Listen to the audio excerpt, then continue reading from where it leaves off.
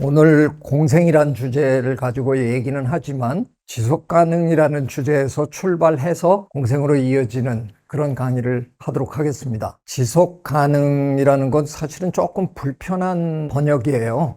지속가능? 지속적으로 가능하게 만들어라 그런 뜻인지 아니면 지속하게끔 도와라 이런 건지 원래 영어에 Sustainable Development라는 표현을 우리말로 바꾸는 과정에서 나온 개념이거든요. 제일 먼저 번역하신 어떤 분이 Development 하니까 개발이라고 또 번역을 하셨어요. 원래 개념이 너무 개발 위주로 하다가는 우리 자연 생태계가 지속 가능하지 않을 것 같아서 만들어진 서양의 개념인데 개발을 지속적으로 하라라는 뜻으로 이해하신 분들이 많아요. 그래서 심지어는 제주도를 국제도시로 만드는 사업이 한 20년 전인가 시작이 됐잖아요. 그거를 담당하신 제주도청의 국장님이 라디오에 나와서 이런 얘기까지 하셨어요. 그 기획에 의하면 제주도에 골프장을 50개를 새로 만드는 거래요. 제주도에 아주 그 청정한 자연에다가 골프장을 짓겠다는 얘기예요. 환경하고 친하게. 환경 친화적이라는 걸 그렇게 이해하셨더라고요. 지속 가능한 발전, 지속 가능한 개발, 처음에 그런 혼동이 되게 많았어요. 그 후에 이제 들어온 단어가 명사로 sustainability라는 이제 단어가 들어왔는데 이걸 어떻게 번역할 거냐? 지속 가능성 이렇게 이제 번역을 한 거예요. 뜻은 이해를 이제 사람들이 하기 시작했습니다. 근데 지속 가능하게 하려면 뭘 어떻게 해야 되는지를 두고 책도 많이 내고 학회도 많이 하고 그랬는데 현실이 그렇게 진행이 됐느냐? 전혀 아니잖아요. 지속 가능성을 그동안 우리가 열심히 주장하고 추구했음에도 불구하고 환경은 끊임없이 파괴됐잖아요. 왜 그럴까요? 지속 가능성을 아주 간단하게 설명할 때 전문가들은 이렇게 얘기합니다. 지금 우리 세대가 자연으로부터 누리고 있는 이 혜택을 우리 후손도 다음 세대도 누릴 수 있어야 그게 공정한 게 아니겠느냐. 그러자면 우리가 지금 자연을 더 이상 훼손하지 말고 고스란히 후손에게 물려줘야 되겠다. 아주 깔끔하고 좋은 개념입니다. 그렇게만 하면 됩니다. 근데 그렇게 못하고 있어요. 제가 손녀딸이 태어났을 때 그 아이를 이렇게 안고 있었던 순간이었는데 저도 모르게 제가 그 아이한테 중얼거리고 있더라고요. 할아버지가 참 미안하다. 어쩌다가 너를 이런 세상에 태어나게 했는지 참 미안하구나. 우리는 뭐 그렇게 살다가 가죠 뭐. 근데 문제는 이 친구들이잖아요. 자기 의지대로 태어난 것도 아니고 그냥 시대를 잘못 만나서 이렇게 망가진 자연에 태어나서 오랜 세월 힘들게 살아가야 되는 거잖아요. 미안하더라고요. 그동안 우리가 굉장히 간단하게 생각했던 이 지속 가능성이라는 개념, 우리 세대가 누리고 있는 이 자연의 혜택을 우리 후손도 누리게 해주자. 근데 그 후손이 누군지를 몰랐던 겁니다. 그 후손이 구체적이지 않은 거잖아요.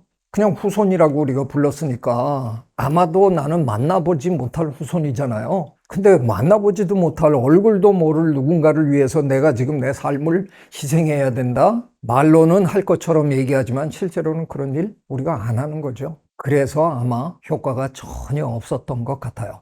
저는 한 사람의 학자로서 이렇게 저는 판단합니다. 지속가능성 개념은 처절하게 실패했다. 그런데 구체적인 후손이 누군가를 알게 되면 좀 달라지지 않을까 그런 생각이 들었습니다. 제가 제 손녀딸에게 이 아이를 위해서 내가 내 삶을 좀 불편하게 만들고 희생해야 된다 그러면 내가 할 거냐? 네, 기꺼이 하죠. 아무리 힘든 일을 하라 그래도 할 겁니다. 내가 죽고 난 다음에 내 손녀딸이 훨씬 좋은 환경에서 깨끗한 공기를 마시고 깨끗한 물을 마시고 살아갈 수 있는 방법이 있다면 기꺼이 합니다. 미래 세대가 누군지를 구체적으로 알아볼 필요가 있겠다 하는 생각을 하게 됐습니다. 환경은 미래 세대로부터 빌려 쓰는 것이다. 우리는 말로는 그렇게까지 합니다. 환경이 미래 세대 거라면 그 미래 세대로부터 승인을 받아야 되는 거 아니에요? 마주 앉아서 설명을 하고 개발해도 될까요? 그럼 미래 세대가 우리에게 하십시오. 그러면 사인을 해주면 하자 이거예요. 제가 생각하는 미래 세대는 한 100년쯤 후의 세대입니다. 저는 그 미래 세대가 정확하게 그 얘기 할 것 같아요. 냅둬요. 우리 거라면서요. 우리가 그때 가서 알아서 할게요. 그럴 것 같아요. 왜 미래 세대 거를 우리가 나서서 해드릴게요. 이러고 들이대고 있어요. 또 그러지 말자는 겁니다. 그렇게 안 해도 충분히 우리는 살아갈 수 있는 여지를 갖고 있어요. 저희가 우리 이번에 이 답법 행사의 주제어를 호모 심비우스라고 잡았거든요. 저는 호모 사피엔스라는 표현이 별로 마음에 안 들어요. 현명한 인간이라는 뜻이거든요. 지가 자기 보고 현명한 인간이다 이렇게 부르기 시작한 거예요. 저는 동의 못합니다. 지금 지구에 살고 있는 모든 동물의 두뇌를 전부 해부해서 비교해 보면 네, 우리 두뇌가 가장 탁월한 두뇌임에는 틀림없습니다. 그런데 그 좋은 두뇌를 가지고 왜 이러고 사는지 저 솔직히 이해 못합니다. 우리가 혼자 현명하다고 거들먹거릴 게 아니라 이 지구라는 생태계를 여기서 마땅히 살 권리가 있는 다른 생명체들과 공유하겠다는 겸허한 마음으로 거듭나야 되는 게 아니냐. 다 같이 잘 살고 싶은 거잖아요. 근데 왜 우리는 그런 세상을 위해서 우리가 행동하는 게 아니라 마치 나만 혼자 잘 사는 세상을 위해서 열심히 살아가는 것처럼 그렇게 하루하루를 살아갑니까? 공생은 자연과의 관계 속에서만 이루어지는 게 아니라 우리끼리 사는 이 서울의 삶에도 그냥 그대로 적용됩니다. 그런 생각들을 우리가 이제는 진지하게 할 때가 되지 않았나 생각하면서 제가 한 요 정도로 제 강연은 마치고 서로 대화하는 시간을 가졌으면 좋겠습니다. 고맙습니다. 학교에서 초등학생들을 가르치고 있는데 바깥에 나가서 그런 곤충들이나 식물들이랑 만나게 해주고 싶은데 곤충들은 특히나 움직여서 관찰도 쉽지가 않고 이 이름도 모르니까 뭔가 검색하기도 어렵고 그래서 어떻게 좀 알려줘야 될지 좀 어려운 게 있더라고요. 그래서 그런 바깥에서 좀 생태경제를 기를 수 있는 팁이 있어요. 제가 한동안 강원도 제 고향 강릉에 어떤 분교의 학생 수가 너무 줄어든다고 걱정을 해서 자원에서 한 달에 한 번씩 가서 그 아이들이랑 지내는 그런 걸 좀 했었어요. 그냥 애들이랑 나가서 학교 옆에 묵론이 있어서 묵론에 그냥 푹푹 빠지면서 들어가서 거기 있는 뭐 소금쟁이 뭐 이런 거 가지고 그냥 얘기하고 뒷산에 올라가서 페랭이 꽃도 뽑아가지고 같이 보고 뭐 이랬는데 너무 좋아요.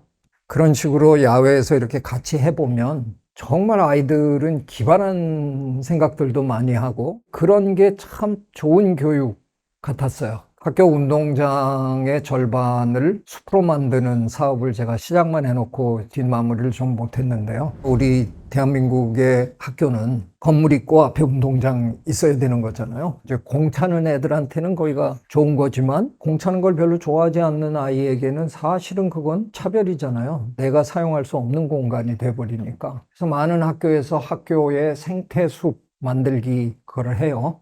저는 되게 좋다고 생각해요. 사실은 자연이라는 게 지리산, 설악산을 가야만 자연이 아니거든요. 작은 화단에 딱정벌레 한 마리를 발견해도 그 자연이에요. 그거를 아이들이 들여다보면서 전 굉장히 달라질 거라고 생각해요. 스페인 학자들이 한 연구인데 학교 운동장을 생태숲으로 만든 학교들 한 20학교랑 그냥 운동장으로 계속한 학교랑 한 2, 3년 후에 비교를 했는데 IQ 테스트를 했는데 숲으로 만들어 놓은 학교가 IQ가 훨씬 올라갔다는 거예요. 요건 눈이 번쩍 뜨이시죠? 우리 아이가 숲에서 자라면 좋은 대학에 갈 수 있겠네? 요건 굉장히 솔깃한 얘기잖아요. 물론 그 논문 하나 연구해서 다 그럴 거라고 할 수는 없는데 너무 당연한 거 아닐까요? 우리 아이들을 우리는 이런 공간에서 키우잖아요. 흰 벽에, 직선에. 이걸 보고 자라는 아이와 온갖 다양한 이파리가 있고 저 구멍에 뱀이 있지 않을까 뭐 할까 막 그런 걸 보고 크는 아이와 누구의 뇌가 훨씬 좋은 자극을 받을까요? 전 당연히 숲에서 자라는 아이가 훨씬 자극을 받으면서 클 거라고 생각해요. 저는 혹시 선생님이시라 그러니까 학교에서 이런 논의를 한번 시작해 주시면 어떨까? 우리도 운동장 숲으로 한번 만들어 봅시다.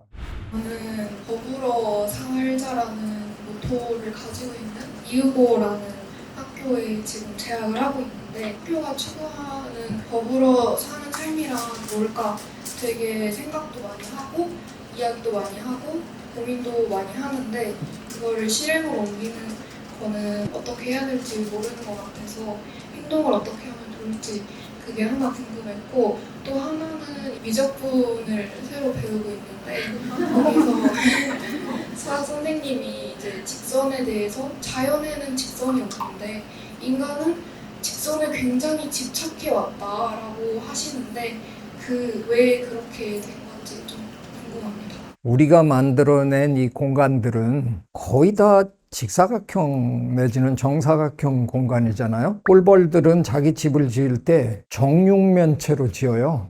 정육면체로 지으면 버리는 공간이 최소화됩니다. 꿀벌이 머리가 좋아서 했다기보다는 그 오랜 진화의 역사를 통해서 가장 효율적인 공간 사용법을 찾아낸 거죠. 아마 우리는 선에 대한 필요성이랄까, 우리가 만들어내는 과정에서 직선을 많이 쓰게 된 게 아닐까, 그런 생각이 들어요.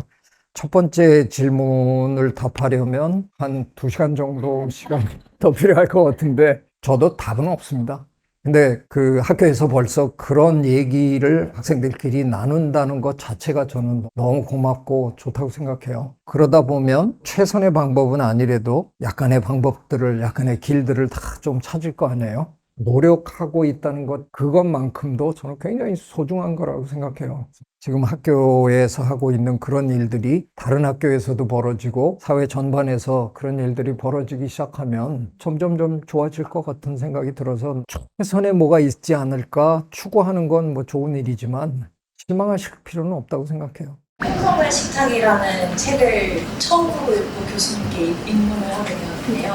최근에 출간하신 이제 숙론이라는 책도 너무 빨리 읽고 싶었지만 다음 달에 있을 제 첫 뉴욕 여행에서 읽으려고 아껴두고 있는데요. 어떻게 하면 그 책을 좀 더 잘 즐길 수 있을지, 활용할 수 있을지 설명해 주시면 감사드리겠습니다. 저희 짜고 치는 거 아닙니다.